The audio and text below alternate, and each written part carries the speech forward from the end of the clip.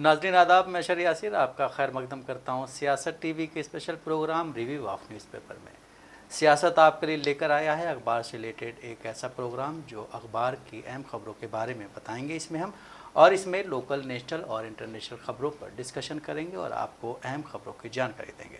हम इस प्रोग्राम में हर इंपॉर्टेंट खबर पर रोशनी डालेंगे, चाहे वो लोकल हो, नेशनल हो या फिर इंटरनेशनल हो। इस प्रोग्राम में हर खबर की तह तक जाएंगे, क्योंकि कुछ खबरें अखबार की सिर्फ सुर्खियां बनकर रह जाती हैं या फिर टीवी पर उनको सिर्फ 2 मिनट का ही वक्त मिल पाता है, लेकिन हम आपको उन खबरों के बारे में तफसील से बताएंगे। इसी के साथ हमारे साथ मौजूद हैं शाहिद उमैर। शाहिद, आपका खैर मकदम है। जी शुक्रिया। शाहिद, सबसे पहले बात करें अगर तेलंगाना की, तो तेलंगाना में इस वक्त जो है कहीं ना कहीं जो यहाँ पे अगले साल इलेक्शन होने वाले हैं जीएचएमसी के, उसको लेकर के सरगर्मियाँ धीरे धीरे बढ़ती जा रही हैं। इस हिसाब से बीजेपी मतलब इससे पहले जो इलेक्शन हुए थे उसमें अच्छी सीटें लेके आई थी और फिर यहाँ पे उसकी जो सीटें हैं वो विधानसभा में बढ़ी हैं। उसके बाद फिर यहाँ के जो एमपी सीट हैं वो भी बढ़ी हैं। इसको देखते हुए यहाँ की बीजेपी जो है अब कहीं ना कहीं अपनी जो जीएचएमसी में पकड़ है वो और मजबूत करना चाह रही है। इसी को लेकर के सैटरडे को जीएचएमसी ये एक वो करेंगे प्रोटेस्ट, जिसमें जो ये वहीं यहाँ पे काफ़ी सारे प्रोजेक्ट चल रहे हैं, जैसे हाइड्रा हो गया, मूसी रिवर फ्रंट हो गया, इन सब के ख़िलाफ़ वो प्रोटेस्ट करेंगे। और कहीं ना कहीं यहाँ के जो इनके वर्कर्स हैं बीजेपी के, उनको लेकर के ये मतलब एक बहुत बड़ा अभियान चलाने जा रहे हैं। उसको लेकर के मतलब ये सड़क से लेकर के लोगों के घर तक जाएंगे और उनसे बात करेंगे, कहीं ना कहीं अपनी पकड़ मजबूत करेंगे और फिर आगे जब जीएचएमसी का इलेक्शन होगा तो उसमें ये मतलब ये और सीटें लेके हैं, इसकी मतलब ये कहीं ना कहीं तैयारी शुरू हो गई है। देखिए, अगर हैदराबाद की बात की जाए तो देखा गया कैसे जब से यहाँ पे कांग्रेस की सरकार बनी है उसके बाद से लगातार बीजेपी जो है वो सरकार को घेरने की कोशिश करती है। हालांकि यहाँ पे कांग्रेस की तो गवर्नमेंट बनी, लेकिन कहीं ना कहीं पिछले मुकाबले में देखा जाए तो यहाँ पे बीजेपी का जो वोट परसेंटेज है वो बढ़ा है, उसके सांसद भी बढ़े हैं। और यही वजह है कि 2025 में जो जीएचएमसी के चुनाव होने वाले हैं उस पर बीजेपी पूरी तरह से बीआरएस और कांग्रेस के वोटर में जो है वो सेंध मारने की कोशिश कर रही है। हालांकि अगर हम कांग्रेस की बात करें तो यहाँ पे जीएचएमसी में कांग्रेस के जो पार्षद वो ज़्यादा नहीं है, लेकिन हो सकता है कि इस बार के जीएचएमसी के चुनाव में कांग्रेस के जो ये वार्ड हैं वो ज़्यादा हो जाए, क्योंकि पिछले अगर हम गवर्नमेंट की बात करें तो वहाँ पे जो बीआरएस है उसमें उसके 56 यानी 56 जो वार्ड है वो है, क्योंकि बीआरएस देखा गया था कि उस टाइम सत्ता में थी। वही अगर हम भाजपा की बात करें तो उसकी 48 यानी 48 है और एमआईएम की बात की जाए तो उसकी 44 है। अब यही वजह है क्योंकि जिस तरह से भाजपा के जो है वोट परसेंटेज बढ़ रहे हैं, यहाँ पे सांसदों की जो संख्या वो बढ़ रही है और लगातार यहाँ पे जो ऐसे मामला भी आपने जिक्र किया कि शनिवार को वो जो रिवर मूसी फ्रंट जो चल रहे हैं या फिर और भी कई सारे यहाँ पे जो गवर्नमेंट काम कर रही है उसको लेकर ये शनिवार को बंद का आह्वान किया है। तो अब इसी के मुद्देनजर कहीं ना कहीं जो भाजपा है वो यहाँ पे जाँचना चाहती है कि आखिरकार हमारे जो वोटर है या हमारे जो संपर्क में लोग हैं वो कितने हैं, और इन्हीं तैयारियों को लेकर वो चाहती है कि 2025 में जो जीएचएमसी के इलेक्शन होने वाले हैं उसमें वो सेंध मार ले। क्योंकि यहाँ पे देखा जाता है कि पहले मुकाबले में जो बीआरएस है वो ज़्यादा रही, उसके बाद से अगर एमआईएम की बात करें या फिर भाजपा की बात करें, क्योंकि भाजपा के उस टाइम सांसद ज़्यादा नहीं थे, फिर भी अगर उन्होंने 48 पार्षद जिताया, तो इस बार कहीं ना कहीं भाजपा इस दांव पेच में लगाने की कोशिश कर रही है कि हमारे जब सांसद ऑलरेडी ज़्यादा हुए हैं तो हम कहीं ना कहीं हमारे जो वार्ड हैं वो ज़्यादा है। क्योंकि देखा गया कि वहाँ पर कांग्रेस की सबसे कम वार्ड रहे, 2 ही कांग्रेस के वार्ड है, और जिस तरह से अभी बीआरएस में कांग्रेस लगातार सेंध मार रही है, जो बीआरएस के जो नेता हैं उनको लगातार कांग्रेस अपने पाले में लाने की कोशिश कर रही है। तो कहीं ना कहीं जो जीएचएमसी के इलेक्शन होने वाले हैं उसमें भी कांग्रेस जो है बीआरएस के वोटरों में या कह लें बीआरएस के वार्डों में सेंध मारकर वो अपने तरफ उनको लाने की कोशिश करेगी, और बीजेपी भी इसी का कहीं ना कहीं फ़ायदा उठाते हुए वो इस बार सोचेगी कि उसके जो वार्डों की संख्या वो ज़्यादा कर ले। बिल्कुल, जिस तरह से इस वक्त दल बदल का वो चल रहा है कि बहुत सारे बीआरएस के कांग्रेस में आ रहे हैं, इसके बाद फिर ये भी देखा जा रहा है कि कांग्रेस के कुछ जो पुराने लीडर्स हैं उनके बयान सामने आ रहे हैं कि भाई जो लोग वहाँ से आ रहे हैं उनको उतनी वो ना दी जाए, तरजीह ना दी जाए, और जो यहाँ के जो मतलब जिन्होंने 10 साल तक ज़मीनी लेवल पे काम किया है उनके बारे में ज़्यादा सोचा जाए। वहीं अगर बात करें आंध्र प्रदेश की, तो आंध्र प्रदेश के पूर्व मुख्यमंत्री जगन मोहन रेड्डी ने जो अपनी बहन के खिलाफ एक दिया था, एक मामला दर्ज कराया था, उसमें फिर मतलब जो वहाँ की गवर्नमेंट है उसने काफ़ी सारी चीज़ें की हैं और उन्होंने वहाँ के सीएम चंद्रबाबू नायडू पर भी कटाक्ष किया है। जगन मोहन रेड्डी ने कहा है कि ये हमारी मतलब ये जो मसला है ये हमारा फैमिली मसला है, इसमें आप इतनी ज़्यादा वो ना दिखाएं। आपको अगर ज़्यादा मतलब वो करना है तो आप उसको मतलब आप यहाँ की जो वो है जनता है उसके बारे में करें। और वहीं उन्होंने मीडिया संस्थानों पर भी काफ़ी आरोप लगा। उन्होंने कहा कि हमारी जो बात हुई थी, जो हमने बोला था, उसको कहीं ना कहीं बहुत बढ़ा चढ़ा के पेश किया गया है और ये हमारा फैमिली मामला है, हर फैमिली में कुछ ना कुछ चीज़ें होती रहती हैं, उस पर ज़्यादा डिस्कशन नहीं होना चाहिए। देखिए, अगर हम वहाँ आंध्र प्रदेश की बात की जाए तो वहाँ पे देखा गया कि जो कांग्रेस की नेता हैं शर्मिला, और हम बात कांग्रेस करें की चीफ है, चीफ है वहाँ पे, और अगर हम बात करें जगन मोहन रेड्डी की तो उनकी बहन है, वो भी अपनी पार्टी चला रहे हैं और ये कांग्रेस में। वहाँ पे जिस तरह सिविल मामला सामने आया, फैमिली का मैटर था, उसके बाद से जो अभी चीफ मिनिस्टर हैं चंद्रबाबू नायडू, वो इस मामले को, जो कि जगन मोहन रेड्डी का आरोप है कि वो इस मामले को भुनाने की कोशिश कर रही हैं, और इसी के साथ उन्होंने इस बात का भी जिक्र किया है कि जो विजयनगर जिले में अतिसार में जो मौत हुई है, उससे जनता का ध्यान भटकाने के लिए चंद्रबाबू नायडू जो है ऐसे काम कर रहे हैं। इसी के साथ चंद्रबाबू नायडू से उन्होंने सवाल खड़ा किया है कि आखिरकार आपके पास और भी मुद्दे हैं, वो इस मुद्दे को क्यों बढ़ा चढ़ा कर ला रहे हैं, और ये फैमिली मैटर है, क्या आपके फैमिली में इन सब चीज़ों को लेकर बहस नहीं होती हैं। और अभी आपने बताया कि जो मीडिया पर भी उन्होंने नकल कसने की बात की, उन्होंने मीडिया पर भी सवाल उठाया कि आप लोग जिस तरह से बढ़ा चढ़ा कर मामले कर रहे हैं वैसा कुछ है नहीं, फैमिली होती है, सारे फैमिली के मैटर में ऐसी चीज़ें आती हैं। इसका मतलब ये नहीं कि आप जो है इन सब चीज़ों को बढ़ा चढ़ा कर दिखाया जाए। और देखा गया कैसे कि आंध्र प्रदेश में अब इन सब चीज़ों को लेकर कैसे बढ़ाकर दिखाया गया है, और इसी को लेकर जो जगन मोहन रेड्डी हैं वो चंद्रबाबू नायडू पर भी निशाना साधा और कहा है कि इस राज्य में और भी कई सारे मुद्दे हैं, उसको देखने के बजाय आप जो हमारे पसंद चीज़ें हैं उस पर आप लोग अपनी बयानबाजी कर रहे हैं। बिल्कुल, जिस तरह से आप सत्ता में होते हैं फिर सत्ता से जाते हैं तो आपके ऊपर काफ़ी सारे इल्ज़ाम रखते रहते हैं, जिस तरह से अभी कुछ टाइम पहले तिरुपति लड्डू को लेकर के हुआ था, और भी कई सारी चीज़ें होती हैं, क्योंकि कहीं ना कहीं वहाँ के लोगों का और जो वहाँ के पॉलिटिशियंस हैं उनका कहना है कि यहाँ पे बदले की भावना से राजनीति होती है। जिस तरह से जब ये आए थे तो उन्होंने भी कुछ ऐसे काम किए, और फिर जब ये गए हैं जगन मोहन रेड्डी तो अब टीडीपी भी कहीं ना कहीं खुले तौर पे उन चीज़ों को मतलब कर रही है। और इसी बीच एक खबर उत्तर प्रदेश के मतलब वहाँ से आ रही है, उत्तर प्रदेश के बुलंदशहर से, कि वहाँ पे एक आश्रम में 2 बच्चियों के साथ रेप हुआ है, और वो रेप करने वाला वहाँ का सेवादार है जो कि 75 साल का है, और दोनों बच्चियों में एक बच्ची प्रेग्नेंट हो गई है। अब इसको देखते हुए वहाँ पे उस सेवादार को पुलिस ने अरेस्ट कर लिया है।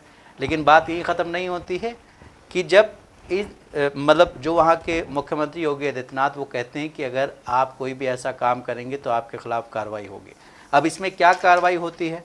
वहीं अगर बात करें मदरसे पे, तो मदरसे पे कुछ टाइम पहले बोला गया था कि जो वहाँ वो मतलब जो वहाँ पढ़ाई होती है उसमें बच्चे ज़्यादा तरक्की नहीं कर पाते हैं, उनके साथ कहीं ना कहीं कुछ ऐसी चीज़ें होती हैं। लेकिन यहाँ एक सेवादार है जो लड्डू देता था बच्चियों को, उन 2 बच्चियों के साथ रेप करता था, एक 6th क्लास की थी, एक 8th क्लास की थी, वहीं एक बच्ची प्रेग्नेंट हो गई।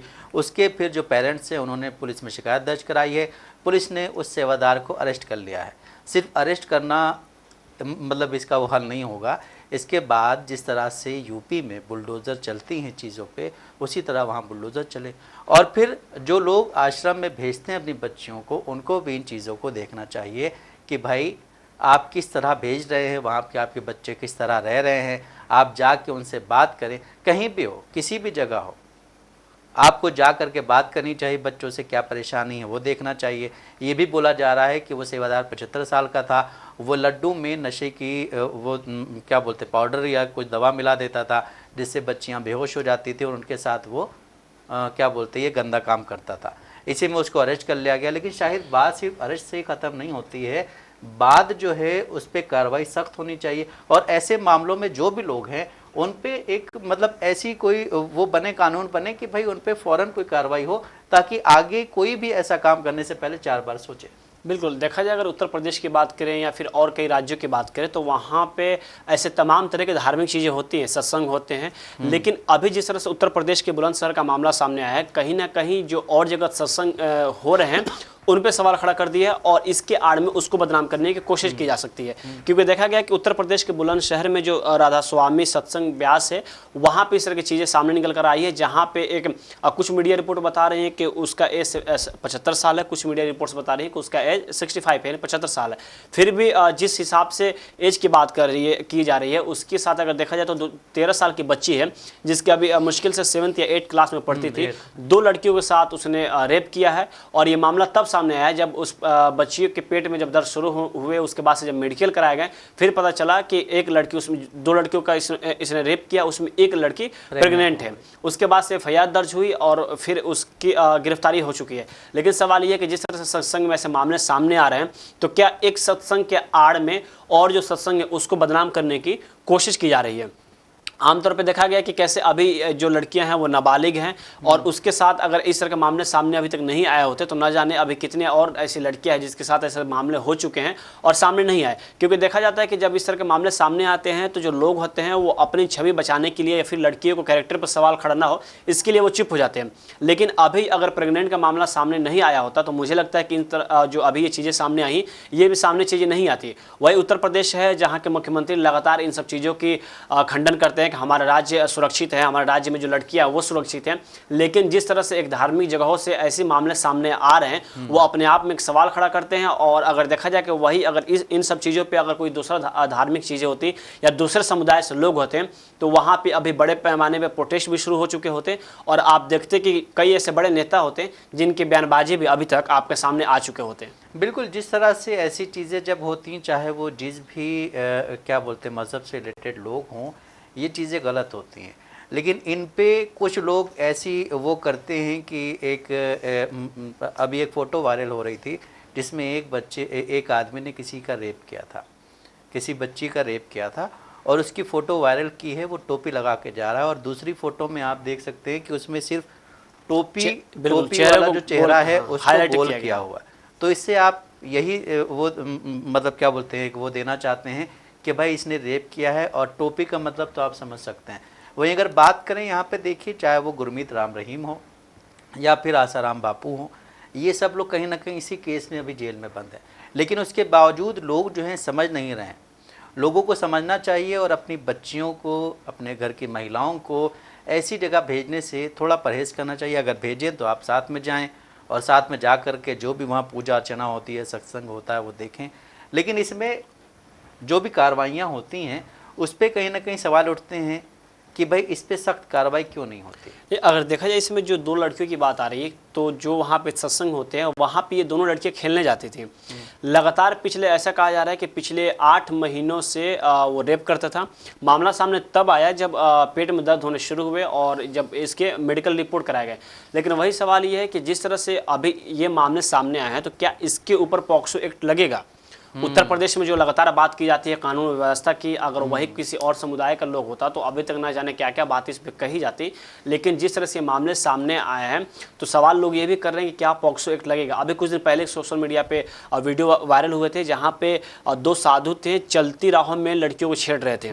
उसके बाद से वहाँ पे जो लोग थे उसका हंगामा करना शुरू किया, उसको कुछ लोगों ने उनकी पिटाई की। फिर वहाँ पे एक और साधु था, उनको बचाने की कोशिश की। तो जब इस तरह के मामले सामने आते हैं तो अगर हम मीडिया की बात करें या अखबार की बात करें, आमतौर पे यही देखा जाता है कि वो इन सब खबरों को ज़्यादा तरजीह नहीं देते हैं, इसको जगह नहीं देते हैं। लेकिन आखिरकार हमारे समाज में अगर इस तरह की चीज़ें सामने आ रही हैं तो इन सब चीज़ों में भी क्या राजनीति करना सही है? बिल्कुल, जिस तरह से आप देखिए कि पश्चिम बंगाल में जो रेप केस हुआ था ट्रेनी डॉक्टर के साथ, उसको लेकर के अभी तक वहाँ पे प्रोटेस्ट चल रहा है। वहाँ की गवर्नमेंट ने बहुत सारी चीज़ें बोली हैं, वो कहीं ना कहीं उनके पक्ष में ही बोली हैं, लेकिन फिर भी वहाँ पे प्रोटेस्ट हो रहा है। अब टीएमसी की तरफ से ये कहा गया था कि इसको कराने वाले लेफ्ट वाले हैं। बिल्कुल। तो अब आप देखिए कि अगर वो किसी और प्रदेश में होता है जहाँ पे आपकी सरकार नहीं होती, बीजेपी शासित राज्य नहीं होता है या एनडीए शासित राज्य नहीं होता है, तो वहाँ पे जो है आप खूब प्रोटेस्ट करते हैं। लेकिन उत्तर प्रदेश की जो खबर है उसको लेकर के अभी तक मिनिस्ट्री मीडिया में कोई भी सुर्खी नहीं आई है, कोई भी ऐसी बात नहीं आई, क्योंकि वो एक सेवादार है, वो जो है सत्संग जो होता है उसमें हुआ है, ठीक है। लेकिन क्या बुलडोज़र लेके आएंगे योगी बाबा? नहीं जाएंगे। क्यों? क्योंकि इस मामले को कहीं ना कहीं अभी दबाने की कोशिश की जा रही है। ये भी कहा जा रहा है कि उसमें नशे की गोली नहीं थी। अभी मतलब इस पर बहुत सारी कहानियाँ बनाई जा रही। वहीं उत्तर प्रदेश से एक और ख़बर आ रही है। वो खबर ये है कि बाईपोल में जो है वहाँ की जो पार्टी, एक निषाद पार्टी, उसको सीट नहीं दी गई है। लेकिन उसके बावजूद उन्होंने आज एक प्रेस कॉन्फ्रेंस की और कहा है कि हमें सीट नहीं दी गई है, लेकिन फिर भी हम बीजेपी का ही सपोर्ट करेंगे। संजय निषाद पार्टी के जो चीफ हैं, उन्होंने कहा है कि हालांकि वो जो क्या बोलते हैं यूपी गवर्नमेंट में वो भी है, मिनिस्टर भी हैं, कैबिनेट मिनिस्टर भी हैं। उन्होंने कहा है कि हमें सीट दी जाए या मतलब नहीं दी गई है, अगर मतलब उन्हें वो क्या बोलते हैं, अगर उन्हें ये पहले बता दिया जाता कि उन्हें सीट नहीं दी जाएगी तो भी वो उनका सपोर्ट करते, और अब बताया गया है तो अब भी वो उनका सपोर्ट करेंगे।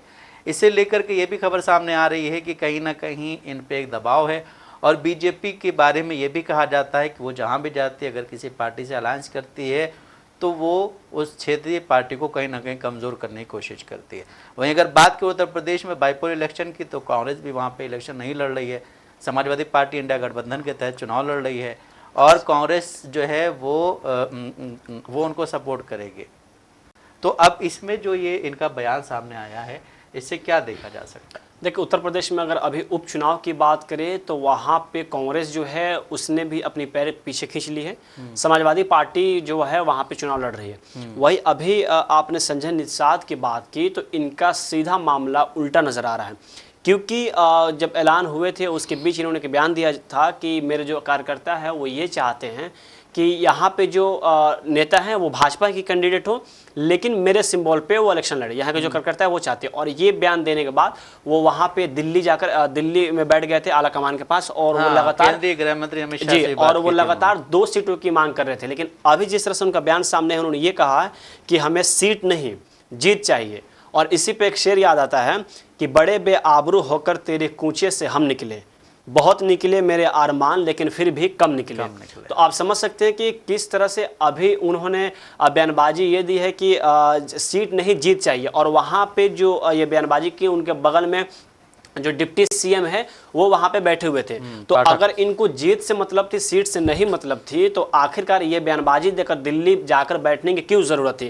क्योंकि देखा गया वहां पे जो कांग्रेस है वो साफ तौर पे ऐलान कर दी कि हमें ऐसे संभावनाएं लग रही हैं कि हमारे वहां पे जो उम्मीदवार हैं वो जीत नहीं सकते हैं। तो उन्होंने अपना जो समर्थन है वो समाजवादी पार्टी को दे दी, और वहां पे दोनों लोग मिलकर मजबूती से लड़ रहे हैं। क्योंकि उत्तर प्रदेश का जो उपचुनाव है दोनों पार्टियों के लिए खास है, और खास इसलिए भी है क्योंकि वहां पे भाजपा के लिए खास इसलिए है कि वहां पे अभी हाल ही में लोकसभा चुनाव में उनको करारी हार का सामना करना पड़ा था, और समाजवादी पार्टी है जो उसने जीत दर्ज की है वहां पे, तो उसको वो कायम करने के लिए इस उपचुनाव को लेकर वो काफी मजबूती के साथ लड़ने की कोशिश कर रही है, काफी इसको जीत के लिए जद्दोजहद कर रही है। और वही अगर हम यहाँ पे बगल महाराष्ट्र की बात करें तो वहां पर भी विधानसभा चुनाव होने हैं, तो इसका असर महाराष्ट्र में पहुंचे या फिर आने वाले लोकसभा में, या फिर अगर उत्तर प्रदेश में विधानसभा की बात करें तो कहीं ना कहीं इसका असर उस पर पड़ सकता है। इसलिए वहां पे दोनों जो पार्टियां हैं वो लगातार मेहनत कर रही हैं। लेकिन अभी हम निषाद की बात करें तो इन्होंने जो बयानबाजी दी है, क्योंकि इसके पहले भी और जो समाजवादी पार्टी की तरफ से कहा गया था कि हमारे लिए सीट कोई मायने नहीं रखता है, हमारे लिए जीत मायने रखती है। लेकिन अभी जिस तरह से निषाद पार्टी है वो वहाँ पे मंत्री भी है, और उन्होंने कहा है कि हमें सीट नहीं जीत चाहिए। और इसी के साथ साथ ये भी उन्होंने कहा था कि कुछ दिन पहले कि हमें जो हमारे जो कार्यकर्ता हैं वो ये चाहते हैं कि हमारे सिंबल पे जो यहाँ के नेता हैं वो लड़े, चाहे वो कार्यकर्ता या नेता भाजपा के क्यों ना। तो आप समझ सकते हैं कि किस तरह से जो भाजपा के जो लोग हैं वो मंत्री संजय निषाद, जो डॉक्टर संजय निषाद हैं, उनको मनाने की कोशिश किए होंगे, या फिर अभी संजय निषाद ने जो ये बात कही है कि हमें सीट से नहीं जीत से मतलब है, तो उनकी अंदर ये बात कहने से पहले किस हद तक उनको गुजरना पड़ेगा और कितने ये सब सारी चीज़ों को बैठकर बातें की गई होंगी, उसके बाद से शायद ये माने हो। और ये भी हो सकता है कि उपचुनाव में अगर बेहतर रिजल्ट आए तो इनको सीट ना देने की वजह से शायद इनको आला कमान ऊपर से कुछ और ओहदा दे दे। बिल्कुल, जिस तरह से आज ये बैठे हुए थे, जो प्रेस कॉन्फ्रेंस कर रहे थे, उसमें तो यही नज़र आ रहा था कि इन पे बहुत दबाव है, इनको कुछ ना कुछ क्या बोलते हैं वो दिया गया है कि इसके बाद आपको ये मिलेगा। क्योंकि ये शुरू से, जैसा आपने बोला कि शुरू से इस बोल रहे थे कि भाई अगर कोई बीजेपी का कैंडिडेट भी यहाँ से खड़ा होता है तो वो भी हमारे सिंबल पे इलेक्शन लड़ेगा। वहीं बात करें तो बीएसपी ने भी यहाँ के लिए अपने कैंडिडेट्स का ऐलान कर दिया है। अब ये देखना है कि वहाँ पे इस चुनाव को लेकर के सब अपनी अपनी वो बता रहे हैं।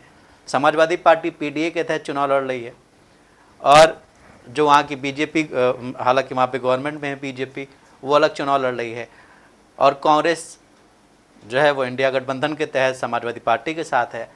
अब बीएसपी जो वहाँ पे आई है, उसने अपना कैंडिडेट वहाँ पे उतारा है, तो अब ये देखना है कि वो कितना खेल ख़राब कर सकती है। इन दोनों के लिए। आपने अभी खेल खराब करने की जो बात कही है, कुछ दिन पहले ही देखा गया जब नॉमिनेशन चल रहे थे तो समाजवादी पार्टी की तरफ से जब सवाल किया गया भाजपा और बीएसपी को लेकर, तो समाजवादी पार्टी का कहना है कि बीएसपी वही काम करती है जो भाजपा कहती है। भाजपा को फायदा पहुंचाने के लिए मायावती काम कर रही है। और देखा गया कैसे जो इलेक्शन हुए उसमें भी उन्होंने जो है अलायंस नहीं किया। और इंडिया अलायंस की बात करें तो वहां पे कुछ ऐसी सीटें थी जहां पे महज बीएसपी के उम्मीदवार होने की वजह से उनको करारी हार का सामना करना पड़ा। जैसे कि आप कुछ ऐसे नेता थे कि वो करारी हार का सामना करना, लेकिन अभी जिस तरह से समाजवादी पार्टी की तरफ से कहा जा रहा है कि बीएसपी जो है वो लगातार भाजपा को जीत का सेहरा पहराना चाह रही है। वो चाह रही है कि इस इलेक्शन में भी जीत भाजपा को मिले, क्योंकि देखा गया था कि पिछले कुछ चुनाव में जो बीएसपी है वो भाजपा के साथ रही। कुछ ऐसे मामले भी आते हैं जिसमें बीएसपी खुलकर भाजपा का समर्थन करती है, लेकिन अब जो उपचुनाव होने वाले हैं जिस तरह से भाजपा अपनी अलग उम्मीदवारी पेश कर रही है, समाजवादी पार्टी करे उसके अलग दावेदारी है, और बीएसपी की बात करें वो अलग अपनी जीत की जमीन तलाश करने की कोशिश कर रही है, तो आने वाला वक्त बताएगा कि आखिरकार जो जनता है वो क्या सच में उस पीडीए के साथ जाती है जिस पीडीए की लगातार समाजवादी के जो मुखिया हैं अखिलेश यादव बात करते हैं।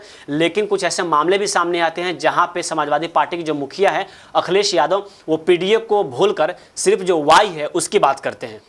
एमवाई जो उनका वो है उसको लेकर के सिर्फ अभी हाल ही में देखा गया कि उत्तर प्रदेश में कैसे लगातार इनकाउंटर के मामले सामने आ रहे थे, वहां पे बुलडोजर के मामले सामने आ रहे थे, लेकिन एक यादव का जब इनकाउंटर हुआ तो वहां पे अखिलेश यादव किस तरह से आग बबूला हो गए, लगातार सोशल मीडिया पे भाजपा को घेरने की कोशिश करने लगे। अब समाजवादी पार्टी के जो नेता हैं वो भी लगातार इनकाउंटर पर सवाल खड़ा करने शुरू कर दिए। लेकिन वही जब एक अल्पसंख्यक समुदाय से किसी का इनकाउंटर होता है तो वहां पर कहीं ना कहीं अखिलेश यादव भी बोलने से हिचकिचाते हैं।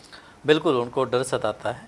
वहीं अगर हम बात करें महाराष्ट्र की, तो महाराष्ट्र में विधानसभा चुनाव को लेकर के कुछ सीटों पे मतलब कैंडिडेट्स अनाउंस हो गए हैं। वहीं ये खबर आज जो आ रही है, जो मतलब आज सुबह ये चीज़ हुई है कि जीशान सिद्दीकी जो बाबा सिद्दीकी के बेटे हैं उनको मतलब वो जहाँ से टिकट लड़ते थे वहाँ से शिवसेना यूबीटी को टिकट दे दिया गया है।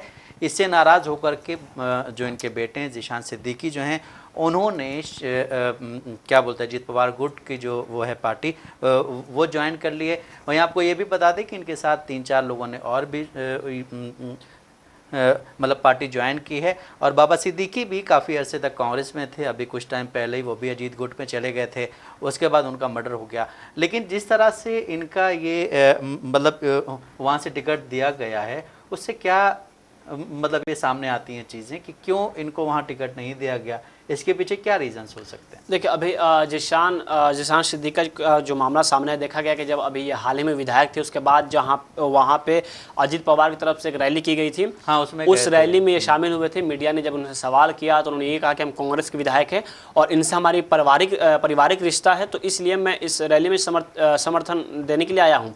देखा गया जो इनके फादर थे बाबा सिद्दीकी, वो उन्होंने भी कांग्रेस में काफ़ी अहम काम किया, उनको गद्दावर नेता माना जाता था, लेकिन उन्होंने कांग्रेस का जो दामन है उसको छोड़कर एनसीपी जो अजीत पवार हैं उनका दामन थाम लिया। लेकिन वही अगर बेटी की बात करें तो वो कांग्रेस के विधायक रहे। वहां पे जो अगर हम बांद्रा पूर्व की बात करें तो वहां पे इनकी काफी मजबूत पैठ मानी जाती है। बांद्रा का बॉय उनको कहा जाता बिल्कुल था, इनके वालिद को बाबा सिद्दीकी को, और इन्होंने बांद्रा से सबसे कम उम्र में एमएलए बनने वाले हैं। लेकिन अभी जिस तरह से वहाँ पे जो मामले सामने आए हैं उसमें ये कहा जा रहा है कि जो एनसीपी के जो नेता हैं जो उन्होंने क्या माफ़ कीजिएगा जो कांग्रेस के साथ वहाँ पे अलायंस में हैं उन्होंने बांद्रा पूर्व से अपनी उम्मीदवारी उतार दी है। शिवसेना यूबीटी ने अब शिवसेना यूबीटी ने अपने उम्मीदवार उतार दिए हैं और कांग्रेस वहाँ पे अलायंस है, तो जाहिर सी बात है कि कांग्रेस अपना वहाँ पे जो कैंडिडेट है वो उतारेगी नहीं। और उसके जो उम्मीदवार हैं वो ऑलरेडी जीशान सिद्दीकी हैं जो अभी वर्तमान में विधायक थे। अब इन्हीं दांवपेच के बाद उन्होंने क्या किया है, कांग्रेस से इस्तीफा दे दिया है और एनसीपी अजीत पवार गुट में वो शामिल हो गए। और उनके शामिल होने के बाद ही एनसीपी अजीत पवार जो गुट है उनकी जो उम्मीदवारी की घोषणा कर दी है। लेकिन वहाँ पे अब जो है अजीत पवार की अगर बात करें या फिर उद्धव ठाकरे की बात करें तो अब कहीं ना कहीं वहाँ पे जो राजनीतिक हलचल है वो काफ़ी तेज़ हो जाएगी, क्योंकि अभी आपने भी बताया कि वहाँ पे उनको बॉय कहा जाता है, क्योंकि वहाँ पे उनके पारिवारिक संबंध बहुत ज़्यादा, वहाँ पे लोकल स्तर पर भी देखिए तो वो लगातार काम करते रहते हैं, लोगों के बीच जाते हैं। लेकिन अब कहीं कहीं ना कहीं इसी के साथ अगर जीशान सिद्दीकी की बात करें तो उन्होंने ये कहा है कि वहाँ पे जो उद्धव ठाकरे हैं वो कांग्रेस के दबाव में आकर, जो माफ़ कीजिए, कांग्रेस दबाव में आ रही है उद्धव ठाकरे के, और इसीलिए उद्धव जो ठाकरे हैं वो अपने जो उम्मीदवार है उसकी घोषणा कर दी है और कांग्रेस नहीं कर पा रही है। लेकिन मुझे लगता है कि आने वाले वक्त में कांग्रेस को इसकी भारी कीमत चुकानी पड़ सकती है, क्योंकि वहाँ पे अभी बाबा सिद्दीकी की जो हत्या हुई है उसको लेकर भी लोगों में एक आक्रोश है और लोग काफ़ी उनको लेकर सहानुभूति जता रहे हैं। और इस दरमियान वहाँ पे जो हाल ही में विधानसभा चुनाव होने वाले हैं तो उसमें कहीं ना कहीं इसका फायदा बाबा जीशान सिद्दीकी को मिल जाएगा, और इसका नुकसान कहीं ना कहीं कांग्रेस है या फिर हम उद्धव ठाकरे की बात करें उसको काफी भारी नुकसान उठाना पड़ सकता है। बिल्कुल, जिस तरह से अगर इनको टिकट दिया जाता तो सिंपैथी वोट भी इनको मिलता। ठीक है, अब वहाँ पे कांग्रेस ने क्यों इनको टिकट नहीं दिया? वो सिर्फ एक रैली में गए थे, उसके बाद भी उनको पार्टी से निकालने का कोई लेटर जारी नहीं किया गया। फिर अभी जब इनके वालिद का मतलब इनके वालिद की हत्या की गई तो भी कांग्रेस के जो लीडर हैं उन्होंने ट्वीट किए, कुछ वहाँ के जो लीडर्स हैं लोकल वो वहाँ गए भी। लेकिन अब वहाँ से जब शिवसेना यूबीटी को टिकट दे दिया गया तो जाहिर है कि एक इंसान गुस्से में आता है। और फिर जब उसके वालिद एक पार्टी में थे और फिर उनका एक बहुत अच्छा वो है मतलब क्या बोलते हैं रिश्ता उनकी पार्टी से, तो वो वहाँ जाएंगे ही। लेकिन अब वहाँ पे इनको जब टिकट मिला है तो इसके बाद वहाँ पे मतलब कहीं ना कहीं ये मुकाबला जो है काफ़ी वो हो जाता है, क्योंकि कांग्रेस पार्टी कहीं ना कहीं वहाँ पे अब अगर देखें तो कहीं ना कहीं दब रही है, क्योंकि जिस तरह से सीटों की जो वो होनी थी अनाउंसमेंट वो नहीं हो रही थी। उसके बाद फिर जब अनाउंसमेंट हुई तो सबको 85 मिला। वहीं समाजवादी पार्टी भी वहाँ पे अपनी क्या बोलते हैं वहाँ सीट के लिए लड़ रही है। लेकिन वहीं सब चीज़ों के बीच में कहीं ना कहीं वहाँ की जो पॉलिटिक्स है वो काफ़ी ज़्यादा अहम होती जा रही है, क्योंकि वहाँ पे शिवसेना वर्सेस शिवसेना और एनसीपी वर्सेस उसकी लड़ाई एनसीपी की है। देखिए, जीशान सिद्दीकी की अगर बात की जाए तो वहाँ पे जो है उद्धव ठाकरे और अजित पवार का, क्योंकि भाजपा उनको समर्थन दे रही, और देखा गया कि जब वहाँ पे उद्धव ठाकरे की तरफ से जब उम्मीदवारी घोषणा की गई तो जीशान सिद्दीकी ने बाकायदा ट्वीट किया था और कहा था कि सुना है कि जो पुराने लोग हैं उन्होंने अपनी यहाँ पे उम्मीदवारी उतार दी है। उसके बाद से लगातार जो सियासत है वहाँ पर तेज़ हो गई थी और दावा शुरू से यही करने लगा गया था कि वो हो सकता है कि जो जीशान सिद्दीकी हैं उनका समर्थन अजित पवार को मिले, क्योंकि अजित पवार हैं वो भी लगातार उनका जो पारिवारिक रिश्ता रहा है। देखा गया बाबा सिद्दीकी थे वो लगातार अजीत पवार के यहाँ आना जाना को जाया करते थे। लेकिन अभी जिस तरह से कांग्रेस ने उनके साथ किया है, या कह ले कांग्रेस जो है उद्धव ठाकरे उनके दबाव में आकर जीशान सिद्दीकी को कांग्रेस से हटना पड़ा है, और अभी वहाँ पे अजीत पवार की तरफ से जो जीशान सिद्दीकी हैं उनको उम्मीदवार बनाया गया है। तो आने वाले वक्त में इसका नुकसान कहीं ना कहीं जो कांग्रेस है या उद्धव ठाकरे है उसको उठाना पड़ सकता है। बिल्कुल, जिस तरह से इस वक्त देश के हालात हैं और उसमें जिस तरह से कांग्रेस पार्टी अपने आप को मजबूत करने की कोशिश कर रही है, कुछ राज्यों में वो मतलब क्या बोलते हैं सरकार में, कुछ राज्यों में अपोजिशन उसका स्ट्रांग है, लेकिन फिर भी कुछ ऐसे राज्य हैं जहां पे वो कहीं ना कहीं वहां की जो क्षेत्रीय पार्टी है उसके दबाव में है। तो नाज़रीन, जैसा कि आपने देखा कि हमने आपको न्यूज़पेपर्स के ज़रिए अहम खबरों से रूबरू कराया। ऐसी ज़रूरी खबरों से रूबरू होने के लिए हमारे साथ इस प्रोग्राम से जुड़े रहें, और अगर आपकी इस प्रोग्राम से रिलेटेड कोई भी राय हो तो हमें कमेंट बॉक्स में ज़रूर लिखें। इसी के साथ हमारा प्रोग्राम यहीं ख़त्म होता है। मुझे और मेरे साथी शाहिद उमैर को दें इजाज़त। आप बने रहें सियासत टीवी के साथ। शुक्रिया।